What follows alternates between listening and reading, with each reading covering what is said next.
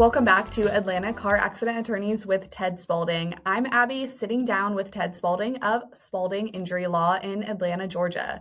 Ted, so glad to have you back. Yes, thanks for having me. Today is episode 5, and we are answering one question every commercial truck crash victim asks. Why is a truck case worth so much more than a car case, and why is it so much harder to win?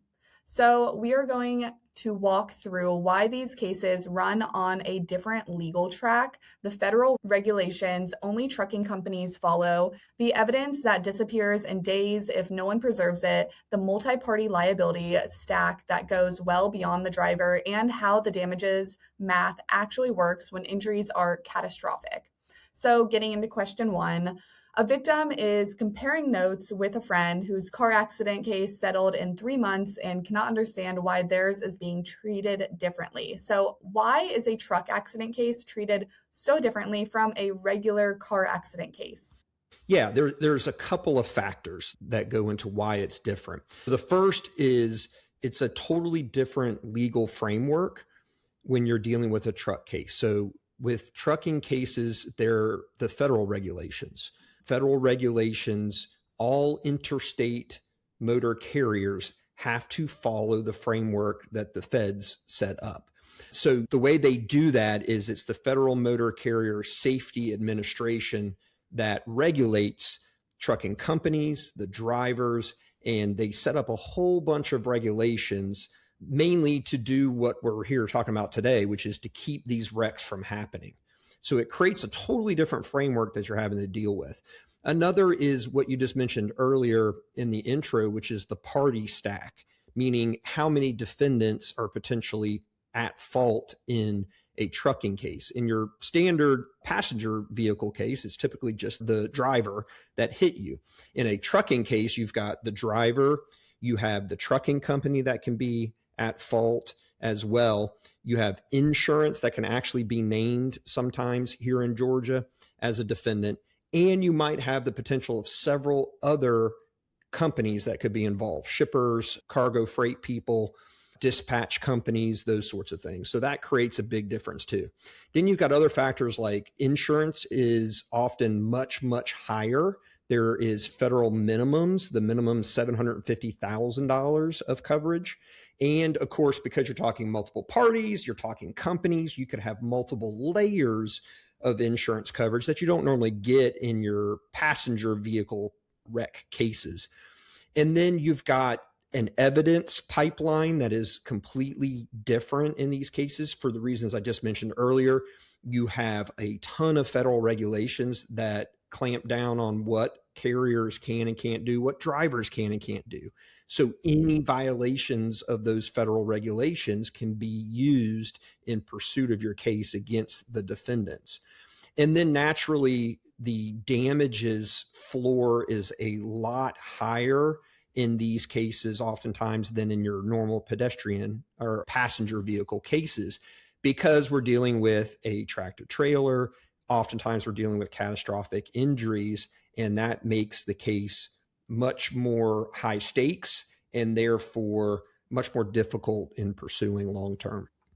Yeah, the victim might assume that the case is just against the driver and then learns that 4 other defendants matter just as much. So you mentioned this a little bit, but can you explain who can actually be held responsible after a commercial truck wreck? Yeah, so first you got the obvious, which is the driver themselves. They're always responsible, right? They're the ultimate initial negligent party, just like in your passenger vehicle cases. But then beyond that is where it gets interesting. You've got a trucking company that's involved.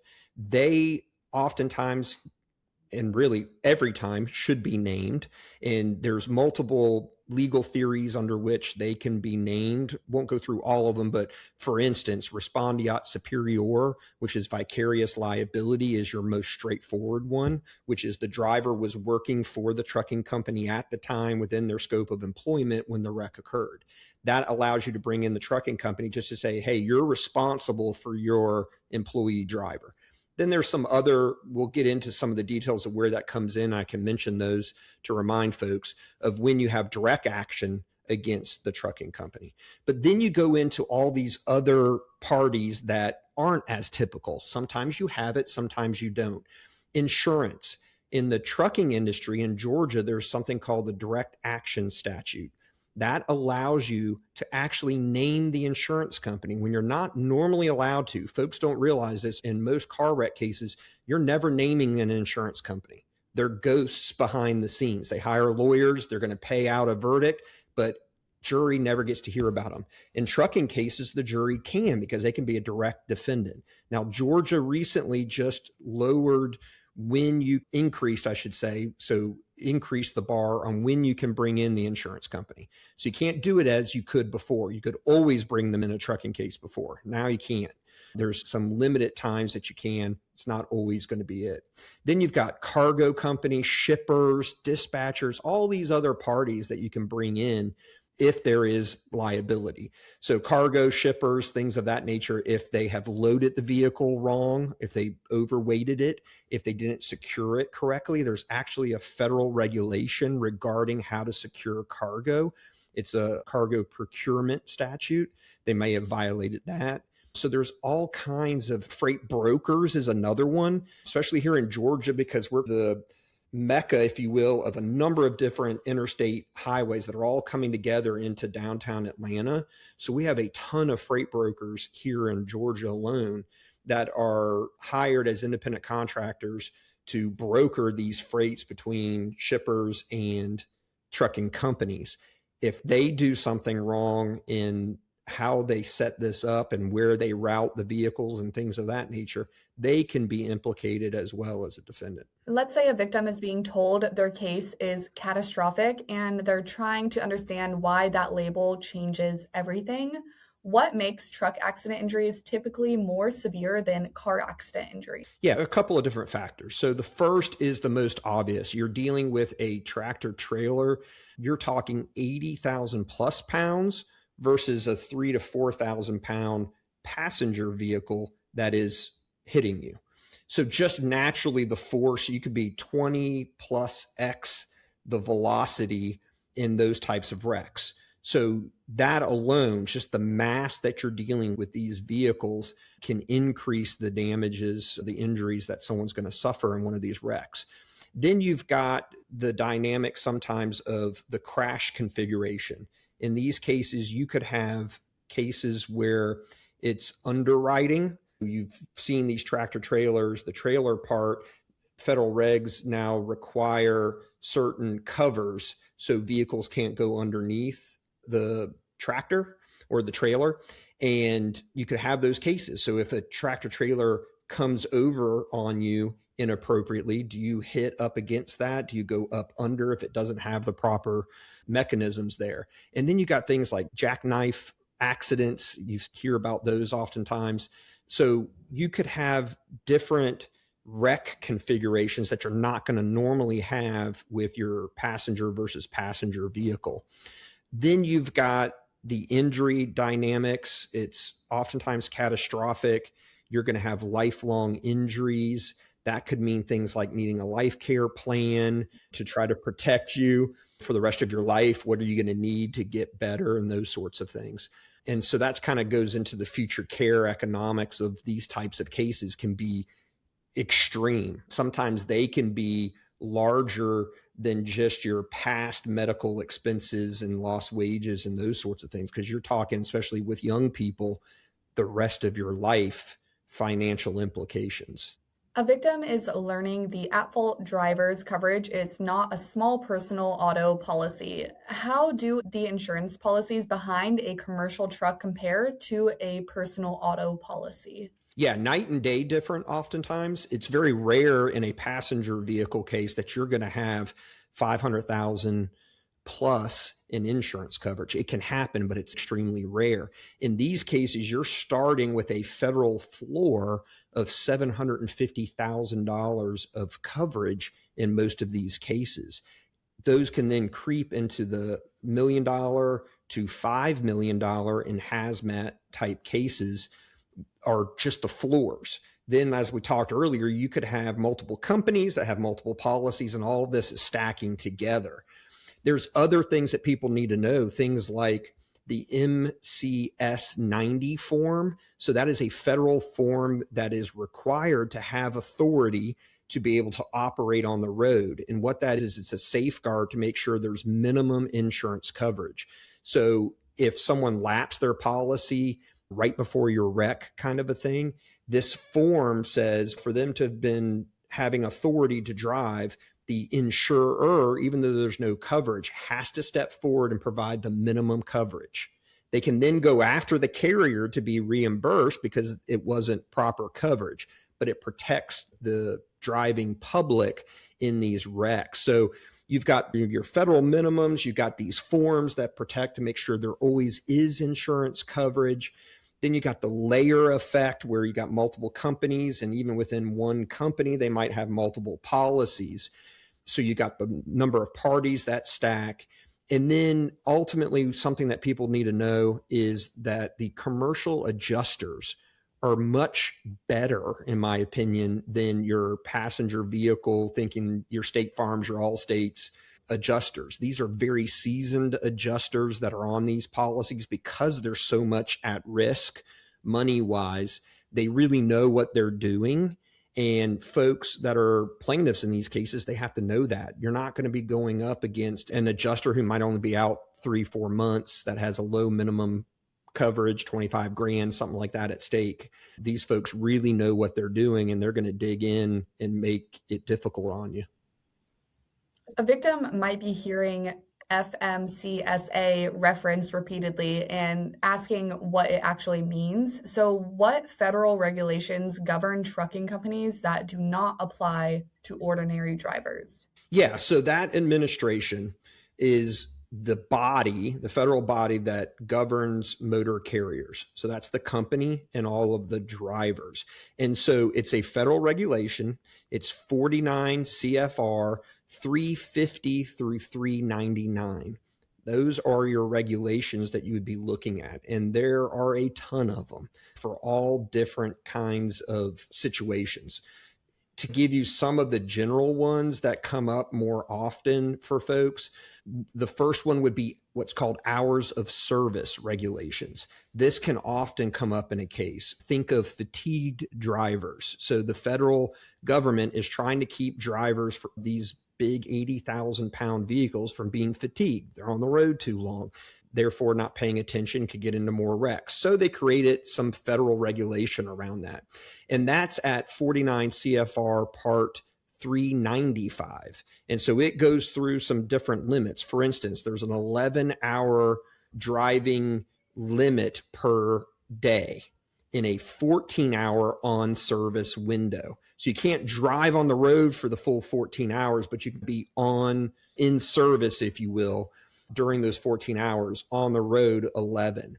Then for the week, it's a 60 to 70 hour on the road limit. And they are very serious about these. So if you have any sort of inkling of fatigue or anything like that for the driver and causing a wreck, looking to the hours of service to see if they've gone over the federal minimum is really important. Then what they have are things like electronic logging devices. So we call them ELDs. That is a federal regulation that's now required. Back in the day, it used to be just taking a pen and logging in a logbook your hours. Now it's all electronic and it's required. And so they better have that. We can then pull that information and be able to see exactly what their hours were. They have to retain those for a certain amount of time. It's 6 months. So they have to keep those records of their daily logs for 6 months. Then there's drug and alcohol testing. That's a big one. They have to do that at the time they're hired. And then if they're ever in a wreck, they have to immediately, within, I think it's 24 hours, take a drug and alcohol test to make sure that they were not under the influence. And then there's something called the CSA score, which was really important. This is all public record. The federal system, on their website, you can look up the DOT number for a carrier and it will give you a CSA score that basically it's a safer score that tells you based off of their prior history, safety history, what kind of score are they getting? Obviously, a lower score is bad. It means they have a lot in their history where they're violating certain regulations, and that can be used to show this is not a safe motor carrier. So once the framework is clear, the next question is what evidence actually proves the case and how fast it disappears. So let's say a victim is hearing about a 30-day evidence window and trying to understand why it is so short. Why does evidence disappear so fast in a truck accident case? The answer that I want people to know is because the attorney that they hire did not do what's called a spoliation of evidence letter. Okay. That's what keeps things in Georgia from disappearing, because what you just said, you're right. Some of this evidence can naturally disappear even without someone committing fraud and destroying it, can just naturally disappear in 30 days or less. So what we want to do is make sure we're getting what's called a preservation of evidence letter out to the carrier, their insurance company, the driver directly. And that's going to tell them the moment they get it, they're on notice, here's what you need to be keeping. And then if they don't, we get a presumption in court if we can show, hey, we gave it to them on X date and then 3-4 days later it was gone. They didn't preserve it. So it's real important that gets out. So that's really your answer right there. As quickly as possible, we do it within 24 hours of being hired. That needs to go out the door because we need them to get it quickly. The reason a lot of this stuff is electronic now, things get overwritten. What I just said earlier, the law only requires things like the ELD, that log, 6 months. If you don't send that letter and you just let it drag out and then you ask for it a year later, it's going to be written over by the company because no one asked for it. No one asked for it to be preserved. They only have to legally keep it for 6 months. Now, 6 months is a long time, but there are some that's 30 days or less. Think video. If they have dash cam video, that's voluntary. They're not required to have it. So even if it goes to the company, and sometimes it doesn't, it's just the driver doing it, so they may override it much sooner. A company may override it in weeks, if not 30 days max. So I've seen that over and over again where if, God forbid, you don't ask them to preserve it, it automatically gets written over by the company because it's so much data, right? So they have to free up space. So if you're not doing these sorts of things, phone records is another one. It's a little bit longer than 30 days, but phone companies only allow you to get a certain amount of information in a certain time frame. And it could be 6 months, it could be 3 months, it could be a year, depending on which carrier. If you want cell phone data, you only have a certain amount of time to subpoena it before it's gone. So you got to be really careful. But doing that spoliation of evidence letter to get that inference, if you do have that scenario, is really important for every plaintiff in one of these trucking cases to do. So can you explain what is a black box on a truck and what does it actually tell investigators? It's really fascinating, everything that it can tell about a wreck. So the black box is the legal jargon, if you will, used. It's often called an event data recorder, so EVR, and it's a computer module in the truck. Passenger vehicles have it as well, but in trucks, oftentimes they have even more information. But you can literally find out, for instance, the speed that the truck was going, 5 seconds, 3 seconds, 2 seconds, 1 second, and sometimes half a second before impact. So you can literally see the speed to recreate the wreck leading up to the actual impact. So obviously that's real important for speeding cases and those sorts of things.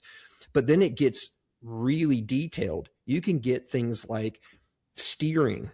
So in that same time frame, you can look at the speed, and then it's also telling you what was the driver doing with regard to the steering wheel. Did they jar to the right or to the left? Not at all. Those sorts of things. It has airbag information as well. Did they have their seat belt on is another big one. And then another really important one, other than speed oftentimes, is hard stopping. So did they even hit the brakes? It will tell you, same kind of time frame. When was the brake first hit in seconds before? And then you get an expert oftentimes that can interpret all of this. So like, what does it mean with the braking? This is what it means. This is how many feet they would have hit the brake before impact. And of course, if you can show they didn't at all, then that's even more helpful to explain, God, they weren't paying attention. We were talking earlier, fatigue. Why didn't you hit the brake? You saw this coming. We can see from the data, they weren't paying attention. Were you on a cell phone? Were you fatigued? So it's really interesting, all of the stuff that this event data recorder can get. And then you can hire an expert and they can recreate the entire wreck to show exactly what did this driver do wrong in causing the collision. And let's say a victim is being told that the driver was running over hours and wants to know how that gets proven. So how do driver logbooks and hours of service records become evidence? Really good question. This is, again, why trucking cases are so detailed and why I always tell people, and I know it's a loaded answer coming from an attorney, but why in trucking cases you always need an attorney versus passenger cases where I say sometimes you may and sometimes you may not need an attorney. The evidence, collecting it. So to answer your question, that electronic log is the first place to look. They have to keep it. If you've done your preservation of evidence letter, they were supposed to preserve it. They will then have to produce it if you file a lawsuit. It can be the smoking gun if it shows that the hours went over at the time of the wreck, because you're going to get it for days and weeks going back. So you can actually see leading up, what were they doing? Were they going past not only the day hours, but the weekly hours leading up to the wreck? Then what you can do is not just the log information, but then you can get other evidence like weigh tickets to see. So as they have to pull off and weigh the vehicle along their route, you can start to calculate, okay, how many weigh tickets do I have? And is that matching up with the log? Wait a minute, how did you have a weigh ticket in Macon and then you had one in Tennessee or whatever? That's not making sense because you said you only were driving this long. So you can put together this circumstantial evidence with the weigh tickets. Fuel receipts as well is the same kind of a thing. Doesn't tell you anything in and of itself, but if you're showing they're fueling up as they're going along the same day, that's not adding up with the hours that they're driving, with the mileage that would have been, then you can put these things together. Now, one of the things that comes up, it's rare nowadays, now that we have these electronic logs, it's why the feds went that way, is fraud, okay? Manipulating the logs. Still can happen, rare, but you can sometimes show that they were fudging their logbooks, okay? And then that in and of itself is a violation. So logbooks is where you start, but then it's linking all of the other evidence with the logbooks together to really paint the picture that, look, they were over their hours of service. What you ultimately then have to do that people need to know is just because you've got a violation, you still have to causally link it together. So what does that mean? We still have to show fatigue is an issue, right? So just in and of itself, okay, it's a violation. They went over the hours. But the other side is going to say, well, that's a nothing burger. What does that matter? He drove an hour over. That's not what led to the wreck. You got to show fatigue as part of the issue. Now we're getting into black box information and all the things we talked about earlier and linking even more of this evidence together, all centered around hours of service and was it a violation and did it lead to the wreck? So people might be wondering what the firm actually does in the first 30 days. So what does the early investigation of a truck accident actually involve? Yeah. So what I want people to know first, let me say, we do everything in the first 30 days. Okay. The entire investigation needs to happen in the first 30 days. But the thing that I want people to know is why, and then I can explain a little bit more what's entailed in it. So the reason why we do that in the first 30 days, and this is why it's so important you hire a lawyer as quickly as possible, is because the other side has what's called a go team. And it's made up of the insurance carrier adjuster, a lawyer, and an expert. And literally they're on call most of the time, and they will go out to the scene. So while the scene's developing, these folks might be coming out to the scene. They're going to interview witnesses. They're going to take their own photographs, video, those sorts of things. And then, of course, they're going to do further investigation in the next 24 hours after. So you're already behind the eight ball as an injury victim. They already are collecting evidence. So you need to do the same thing. As we've talked about, there's a ton of evidence involved in these cases. the safety history. So we're going to be pulling all the public records on what's called SAFER, which is the Federal Motor Carrier Safety Administration's website, about the prior safety record of the carrier, the driver, any of their inspections, any of that sort of thing. We're going to get with witnesses as quickly as we can and interview them.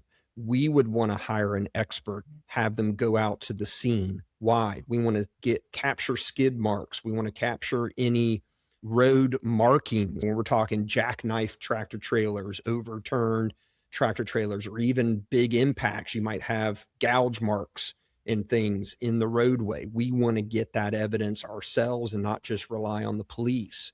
Talked about witnesses. We're going to want to get insurance information. We're going to want to get the driver qualification file so we can learn about the driver and his or her background.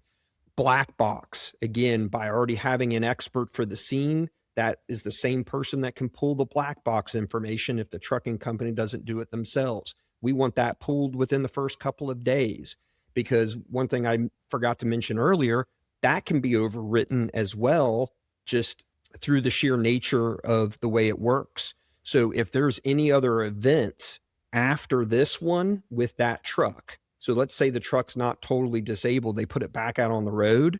If it has another event, which doesn't have to be just a wreck, it could be hard braking or anything like that, after I think it's 3, you're going to have your event overwritten by the system, not the carrier itself, but just by the computer system. So if you haven't preserved it and downloaded it yet, you're not going to get that information if you just let that go for a long time. So we're trying to get all this information as quickly as we can because we don't want it to go away. Video evidence is another great one. If it's not on the interstate, most of these are, but sometimes they're on side roads after or before they're making their drop delivery. There might be cameras from local businesses and things in the area. Those get overwritten 30 days or less. We're going to want to canvass the area, find out if we can get any video of the actual wreck itself. So it's a ton of work, but it needs to be done, and it needs to be done quickly within those first 30 days. And you mentioned something about experts before. So why do truck accident cases so often involve expert witnesses? 2 different reasons. One is what we've talked about before, because there's federal regulations and there's all of this electronic data as well. Oftentimes you need one, if not multiple experts under that category. So you would need at least an accident reconstruction expert. That's the one I was just talking about, that can go out to the scene, can also pull the black box information, can analyze that, and can recreate the wreck if need be in the future. That's one expert. Another one in this category would be for any federal regulation violations. So the things we were talking about before, hours of service, there's things, inspections. You're supposed to inspect the truck. The feds do 6-month to a year inspections. All that data needs to be interpreted potentially, right? You would need an expert that is an expert in the trucking field to talk about those regulations and what the violations were and cite all the code and all of that fun stuff. Then separate from that's the other category, which you have in any case, but oftentimes percentage-wise much higher, that you need an expert in these trucking cases. Why? Because of catastrophic injuries. You may need things like a medical expert to go through this catastrophic injury, because we're often talking brain injuries, spinal cord injuries, God forbid, death, to talk about the medical side. But then there's economics as well. So we might need an economist if you've got lifelong lost earning capacity, cannot work or cannot work to the same level again. An economist has to come in Georgia because you have to break that down into today's dollars. You're talking sometimes 20, 30 years down the road, and you're saying they've lost this much money for the next 20 years of their life, but it has to be calculated in today's dollars. Only an economist can do that.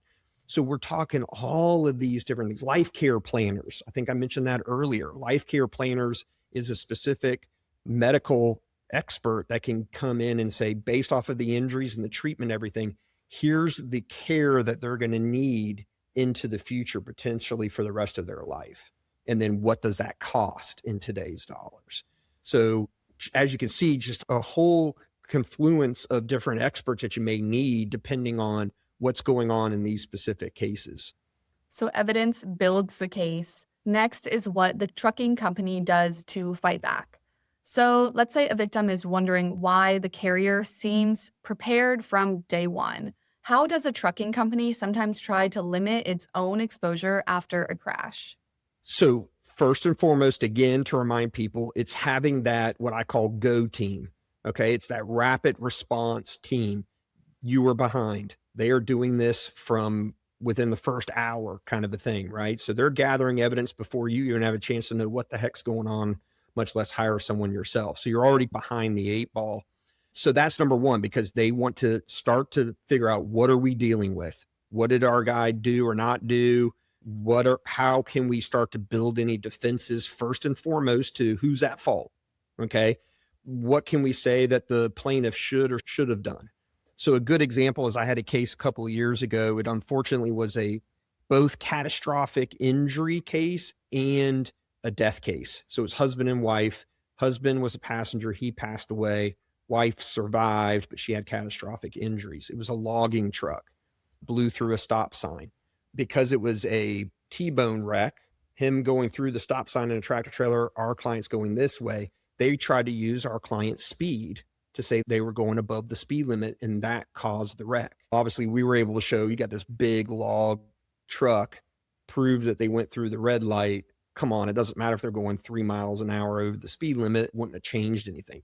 But this is the stuff we're talking about, because they're getting out there right away, finding out speeds and everything.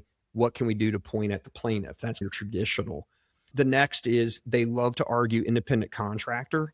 A lot of these truck drivers actually aren't employees legally for the trucking company. So they try to say it's an independent contractor, therefore you can't sue us as the trucking company, can't name us as a defendant, and that sort of thing. So that's one. Then beyond just fully blaming the plaintiff, comparative fault. So just like in the example I gave with speeding and of our client, if they can't say that you're 100% at fault, plaintiff, for it, they're going to say you're comparatively negligent, meaning you have some sort of percentage of negligent. And because of our system here in Georgia, if they can throw even a little percentage at you, the plaintiff, they can reduce what they owe by that percentage. Okay. And it's called comparative negligence. So again, part of the fault issue and what they try to argue. Then you've got retention window issues. So like we talked about before, they hate that there's all this data, right? Defense lawyers hate it because you can build a really strong case that they can't argue around. So you might have retention issues where, that you didn't send the letter yet, and we don't have that anymore. And it's not our fault. You can't use it against us because you didn't tell us to preserve it, and it went away in the ether because of whatever, right? Because they don't like that you can use all of this hard evidence against them. They want to have it be smoke and mirrors, and what can we throw up to say plaintiff's at fault and we didn't do anything wrong, and that sort of thing. So you get into these retention issues, and then you get into just your general settlement pressures and things of that nature, right? This is high stakes stuff. This is why these tend to be more difficult beyond just the evidentiary things that we were talking about with regulations. You're talking hundreds and hundreds of thousands to, these can be 8-figure cases. They're not going to just roll over. They're going to put financial pressure on plaintiffs. They're going to drag things out. They're going to do everything they can to fight, because who knows, maybe you settle early and cheaply because you just can't take the financial pressure. So you got that issue going on as well that they try to employ to lower what they have to pay out in compensation in these cases. And what role does the truck driver's qualification and history play in a case? Can potentially play a big role, right? What we always try to get is the CDL, or that's the commercial driver's license that they have to have, get their qualification file. Okay. It can play a big role if there are violations there. So things like medical history, they have to be fit. There are certain regulations on that. Are they taking certain medications that they cannot and are not allowed to be driving because of?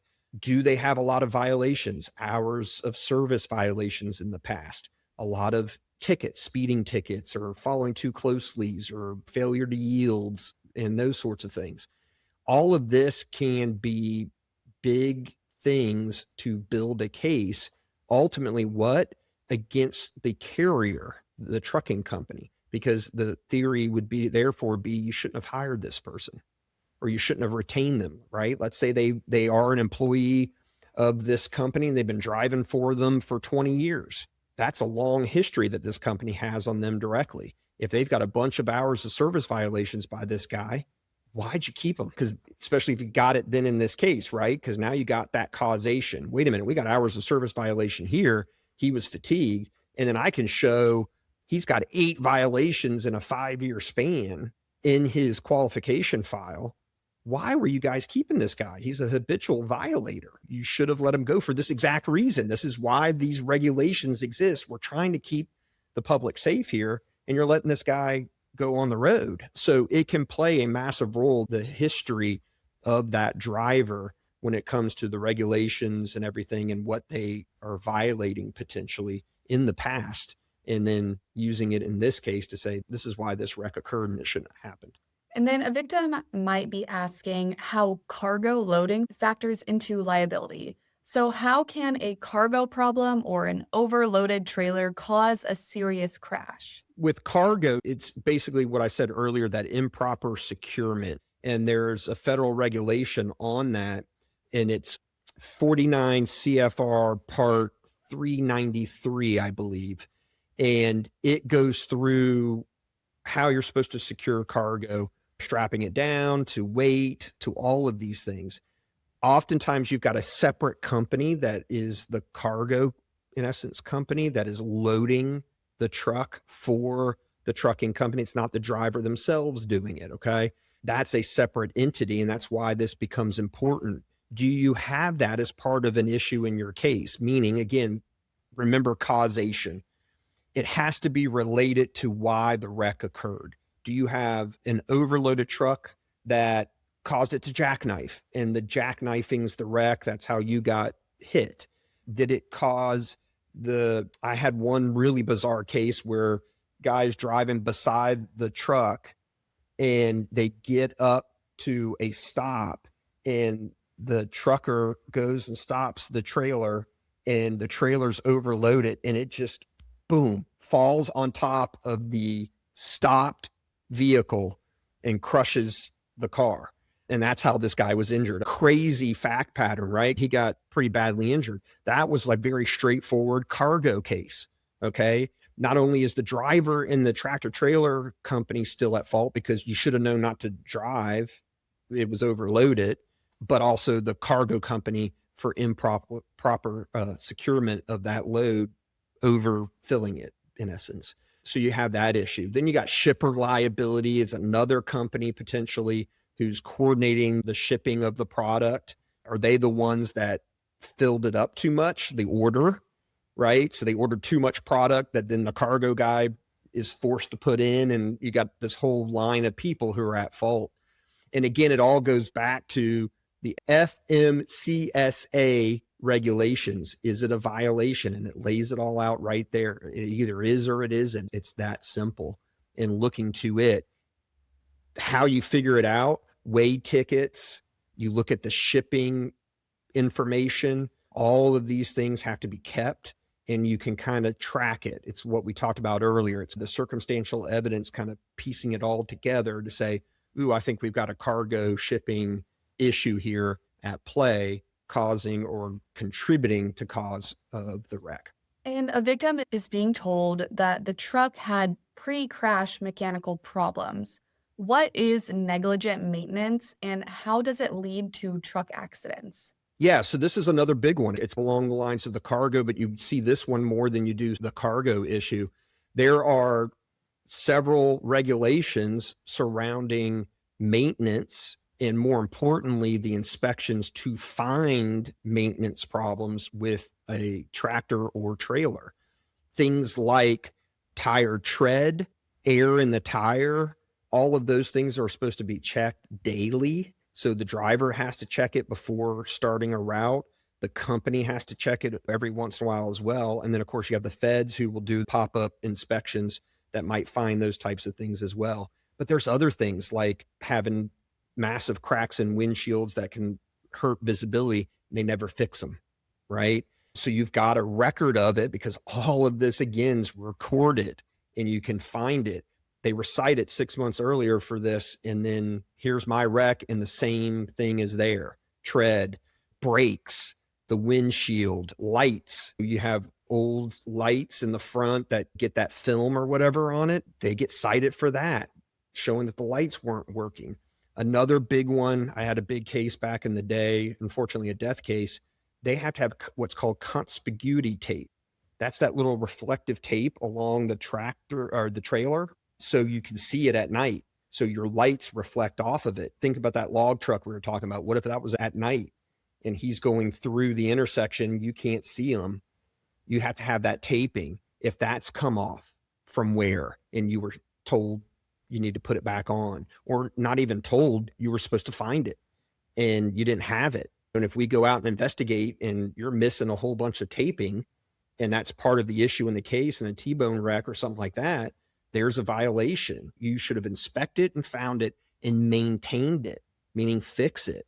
Now, oftentimes these trucking companies will hire third parties to be the maintenance. Now you're bringing in another party, right? So if you hired a third party to maintain your fleet and they didn't do it correctly and the maintenance becomes an issue, bad brakes, bad tires, again, lighting, not having the proper taping, any of that sort of stuff.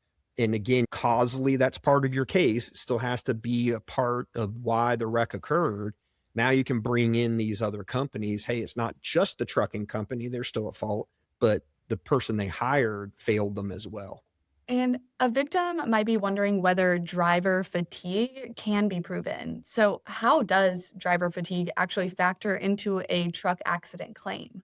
Yeah, so it could be a big factor, right? Nowadays, because of, thank God, regulation, it's more and more rare to find hour of service violations and therefore fatigue as a direct issue, or at least because of hours. There's some other reasons for fatigue, not just the amount of time on the road, but it's a big factor because everybody gets it, right?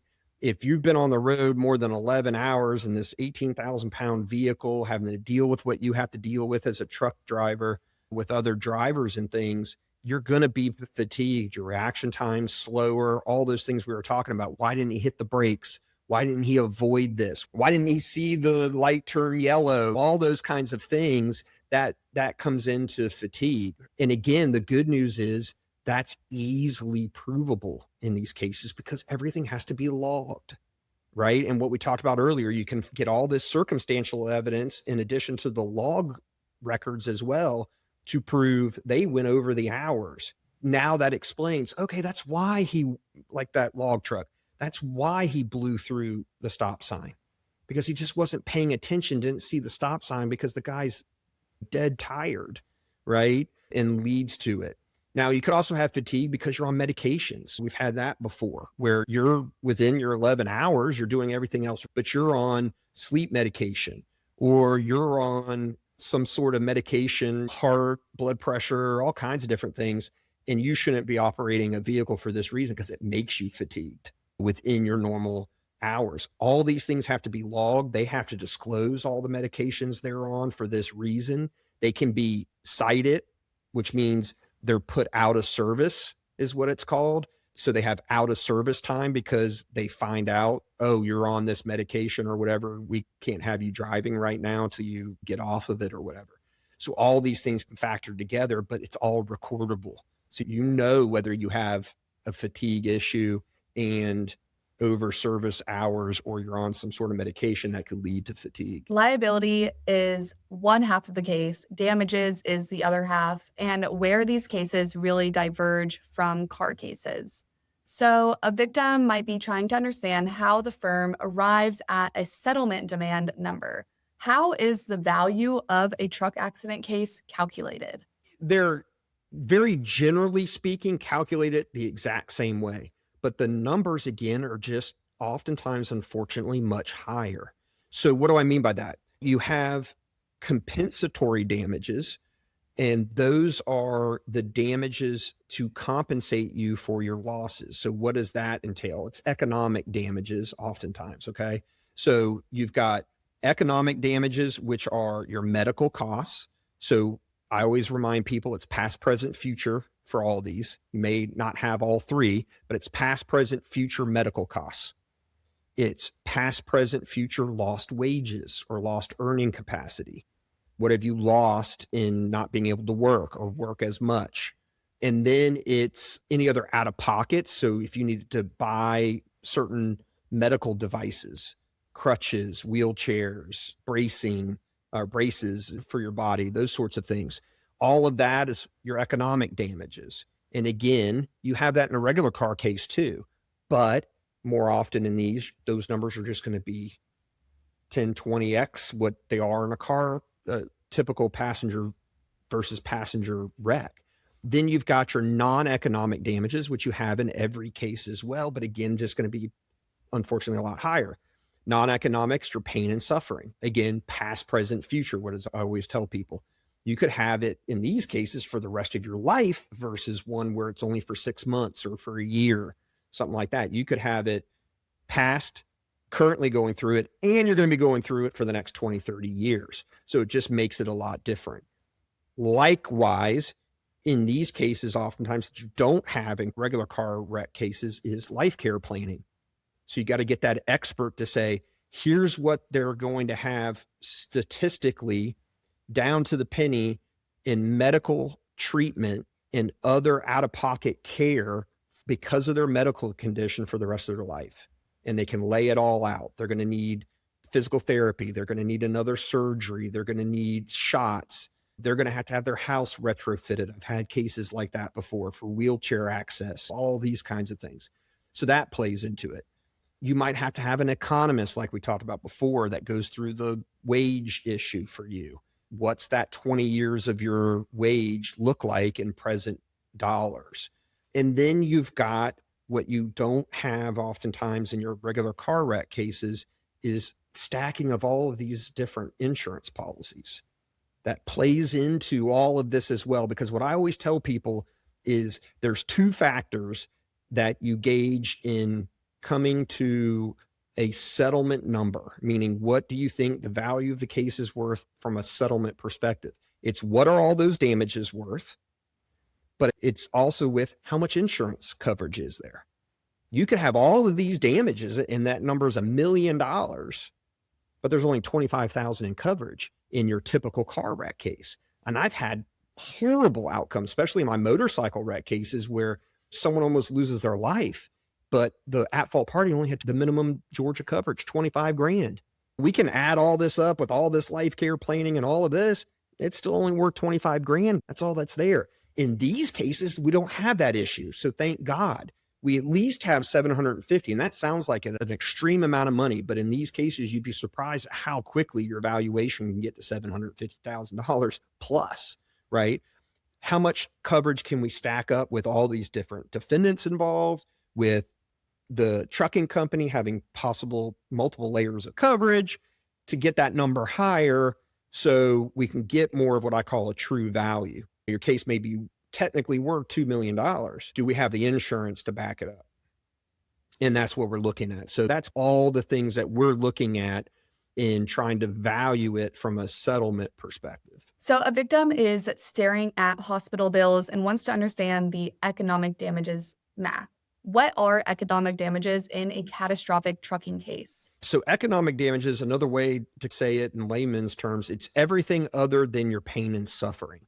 So it's all your hard compensable damages, meaning reimbursing you for what you have spent, if you will. So it's your medical bills, as you mentioned, past, present, future, any lost wages, past, present, future, and any out-of-pocket expenses, things like you got to go buy a wheelchair, crutches, braces for any areas of your body or something. You got to go to CVS or something and get those things. Any other kind of devices that you might have to spend out-of-pocket money to purchase to help you with your medical treatment. All those things combined into one is your economic damage number in essence. Okay, what is it going to take to reimburse you for all of that? That's what all that entails. Then, how are non economic damages valued when injuries are life altering? So there's your key, right? Life altering. So now we're talking for non economic damages. Again, that's pain and suffering.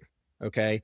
Past, present, future pain and suffering. But now we're talking lifelong. So we're really hitting third component of it, which is how long into the rest of my life am I going to have XYZ pain and limitation? And that's also key. It's not just pain, it's limitations, because sometimes you're not going to have the physical pain anymore. The surgery, some kind of device that they've given you is covering the actual physical pain mechanism. You don't feel it anymore, but it's causing you to limp. It's keeping you from walking. It's keeping you from using a limb. Yes, it may be causing pain. You got headaches for the rest of your life where you got to sit in a dark room for an hour or two a day or something, right? Any of those sorts of things. Now we're talking, we need expert testimony. Okay. It's massively important. Two of those: medical expert. So hopefully your treating physician's your best one. What is it going to look like, doctor, for the rest of her life with XYZ? And then that person can testify, in my experience, this is what it means.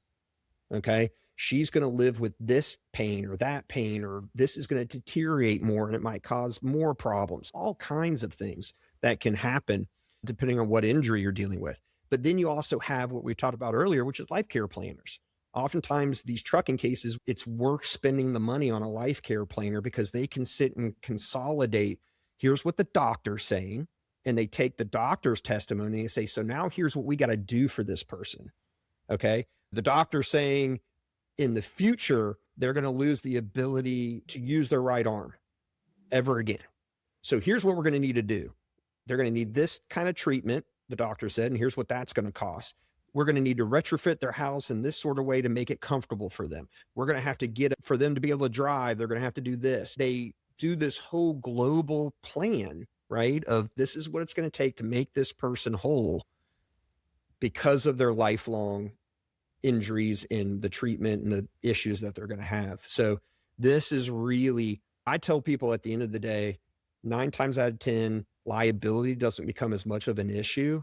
It's being able to import to the jury through all of this stuff, the damages. What is this worth to this person? Because this is what you're trying to convince a jury, compensate this person, and you got to bowl them over with the evidence of why is this so important. I told you earlier, a lot of these cases can be 8-figure cases. This is why. This is how you make it an 8-figure case. Now, again, and I hate to say it that way because I sound like a TV lawyer type, oh, make it this. We're not lying. We're not fudging anything. But what I mean is to impress upon the jury, this is how devastating this is for this person. And do you agree with us? It should be worth X, because look how much they need for this life care plan, for this future treatment. And then the pain and suffering and what that's worth for what she's going to be experiencing for the rest of her life. Then people might be wondering when the case crosses from compensatory into punitive territory. So when can a family pursue punitive damages against a trucking company? So a couple of different ways. What people need to know is, what are punitive damages? Okay. Punitive damages, they call it an exemplary damage, meaning it's not there to compensate the plaintiff. It's there in essence to civilly punish the defendant for what they did. So a good example that goes across trucking and other cases as well is your DUI type cases, right? Drug or alcohol impairment leading to the wreck. That is a very straightforward punitive damage case. So that's your first one. But in trucking, it goes beyond just those types of, you violated a really serious law in causing the wreck, to willfulness, right? So in the punitive damage statute, you hear language like, if it's willful or wanton conduct, meaning it's not just simple negligence. Oh, I screwed up and I ran the red light, right? That's not punitive damages. I messed up. I violated a rule of road, a law. That's not punitive damages. It's got to be higher. Gross negligence, right? Like really severe stuff. DUI, again, being a big one. But in trucking, it could be things like these habitual rules of the road violations, not having the proper licensure, right? Like they have all these regulations where they have to have the proper credentialing and everything else to be on the road. We've got a case right now where that's a big issue, where they violated the federal regs, or we say they did, in using, in essence, a ghost company's DOT number as their DOT number. And we don't know why they did it, but in essence, so it wasn't their DOT number. And they're feigning ignorance and they didn't know and everything else. And we're going, but you weren't authorized. Like, you just weren't. That's punitive damages. So there's all these rule violations that we've talked about that if it amounts to willful conduct, you could pursue punitive damages where you don't have that in your regular car wreck case. And punitive damages just raises the significance of the case, okay? Because one, it can really upset the jury, and therefore insurance companies don't like it when you have punitive damages, and they take it even more seriously that, oh my gosh, we're going to get really hit if Ted can take this case to the jury and they find out we didn't have the proper authorization. Now it's not just a simple wreck case. We ran into the guy. Now we shouldn't have even been on the road in the first place. The thing now is that going to upset the jury more? Likely. Then you get into things, not to get too much into the weeds, punitive damages in Georgia, you got caps. So for instance, in Georgia, it's a $250,000 punitive damage cap in most cases. There's exceptions like DUI. You don't have that 250 cap. So you may have a cap on it. So that's something to take into consideration. Then you have this other real interesting part people don't like, and understandably, the state gets 75% of your punitive damage award because, again, it's an exemplary damage. It's not there to compensate the plaintiff. Georgia has come in and said, shouldn't we be getting a good portion into the coffers of the state instead of to the plaintiff? So you got that issue. There's exemptions for that, though, as well, like DUI. You don't have to, 75% doesn't go to the state. So you got these issues that come into play too with punitive damages, but insurance companies hate it when you have a punitive damage claim. It's why we always see if there is one available, because it can really help bring a case to resolution short of trial because of the specter of getting hit above all those other damages for the bad conduct that we're displaying at the time. So after hearing all of that, a victim might be being asked whether they want to settle the case or push it. So what is the difference between settling a truck case and taking it to trial? So there's sometimes a big difference, right? I think even in these cases, the stakes are a lot higher because we're talking higher numbers. But what always still prevails is if you really want the top compensation for your case, even in a trucking case, trying your case is the better avenue, believe it or not. Now, most of these do settle though. Okay. So especially trucking cases, because the numbers are so high, you're going to get a better offer in a trucking case oftentimes than you will in a standard car wreck case, because we're talking catastrophic injuries, because we are talking, you take it all the way to trial, you might get your 8-figure verdict. Now, are they going to settle for 8 figures in those cases? Oftentimes not. And that's why I say if you want that full compensation, you may just need to try the case. So that's a little bit of a difference.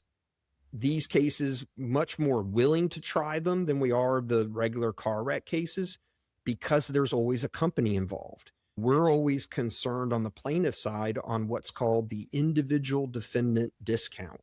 What does that mean?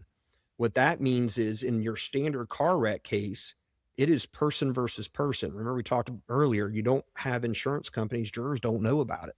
They're ghosts. It's Sally Smith versus Joe Brown.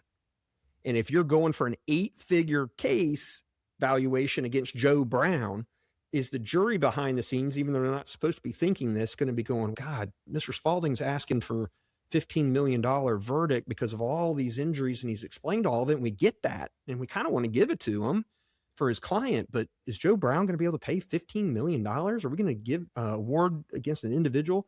And oftentimes they compromise for that reason, even though they're not supposed to. They do it. Here, we don't have to worry about that, right? Because there's a trucking company. Oftentimes there's an insurance company. Oftentimes there's 5 companies, right? So we don't have the individual defendant discount. But that being said, most of these, again, still settle. And the difference is the numbers are just so much higher. And the way to get these things settled, and I say this even in your regular cases, much less trucking, but even more so trucking, because you got sophisticated people on the other side from day one, is you want to be trial ready. Like we talked about at the beginning of this episode. When are we building evidence? We're doing all of it in the first 30 days. We better be. We're ready to go, man. We're going to try this case, right? We have to show that from the very beginning, because we're battling very smart people on the other side, because they're trying to save as much money, millions of dollars at stake. We need to be trial ready to shift those numbers. And that is what oftentimes carries the day and gets these settled versus having to go all the way through a trial. So that covers what makes the case worth what it is. Last B is one piece of advice for the listener and how to reach Spaulding injury law. So Ted, before we close, give the person listening right now one piece of advice they can act on today. I think the one piece of advice I would give, if you take nothing else from this episode, it is trucking cases are different, and you need to get with a lawyer as quickly as possible. It's not your ordinary car wreck case. Again, mainly remember, because they've got that go team on the other side, you're already behind the 8 ball. Call someone early, at the very least, to get really rock solid advice. But more so, again, I think everyone needs a lawyer in a trucking case. So please call somebody.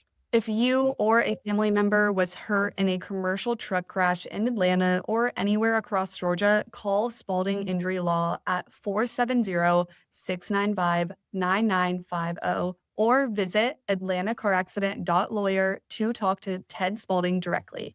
The consultation is free. Thanks for listening to Atlanta Car Accident Attorneys with Ted Spaulding. We will see you on the next episode.